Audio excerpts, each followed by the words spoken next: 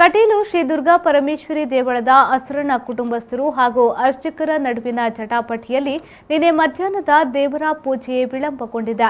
ಬಳಿಕ ಮುಜರಾಯಿ ಇಲಾಖೆಯ ಅಧಿಕಾರಿಗಳು ಮಧ್ಯಪ್ರವೇಶಿಸಿ ತಾಕೀತು ನೀಡಿದ ಬಳಿಕ ಅಸ್ರಣ್ಣರು ಪೂಜೆಯನ್ನ ನೆರವೇರಿಸಿರುವ ಪ್ರಸಂಗವೊಂದು ನಡೆದಿದೆ.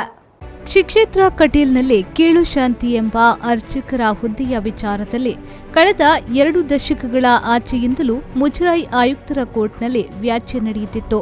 ಸುದೀರ್ಘ ಕಾಲದ ನ್ಯಾಯಾಲಯದ ಹೋರಾಟದ ಬಳಿಕ ಇದೀಗ ತೀರ್ಪು ಹೊರಬಿದ್ದಿದೆ. ಮುಜರಾಯಿ ಇಲಾಖೆಯ ಆಯುಕ್ತೆ ರೋಹಿಣಿ ಸಿಂಧೂರಿಯವರು ಕಳೆದ ಮಾರ್ಚ್ 25ರಂದು ಈ ಬಗ್ಗೆ ಆದೇಶವನ್ನ ನೀಡಿದ್ರು.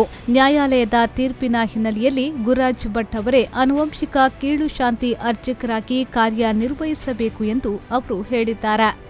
ಈ ಮೂಲಕ ಕಟೀಲು ದೇವಸ್ಥಾನದ ಅಸ್ರಣ್ಣರಿಬ್ಬರ ವಿರುದ್ಧ ತೀರ್ಪು ಬಂದಿದೆ. ಇದು ಅವರ ಪ್ರತಿಷ್ಠೆಗೆ ಕುಂದಾಗಿ ಪರಿಣಮಿಸಿದೆ. ಈ ಹಿನ್ನೆಲೆಯಲ್ಲಿ ಮುಜರಾಯಿ ಇಲಾಖೆಯ ಆದೇಶವನ್ನ ದೇವಸ್ಥಾನದಲ್ಲಿ ಆಡಳಿತ ನಡೆಸುತ್ತಿರುವ ಅಸ್ರಣ್ಣ ಕುಟುಂಬಸ್ಥರು ಪಾಲಿಸಲು ತಯಾರಿರಲಿಲ್ಲ. ಮೇ 11ರಂದು ಬೆಳಗ್ಗೆ ಕೀಳು ಶಾಂತಿ ಕರ್ತವ್ಯಕ್ಕೆಂದು ಹಾಜರಾಗಿದ್ದ ಗುರಾಜ್ ಭಟ್ ಅವರನ್ನ ಅಸ್ರಣ್ಣ ಕುಟುಂಬಸ್ಥರ ಅಣತಿಯಂತೆ ಸೆಕ್ಯೂರಿಟಿಯವರು ತಡೆಹಿಡಿದ್ರು. ಆದರೂ ಅವರು ದೇವಸ್ಥಾನದೊಳಗಡೆ ಹೊಕ್ಕು ತಮ್ಮ ಕರ್ತವ್ಯವನ್ನ ಪಾಲಿಸಿದ್ದಾರೆ.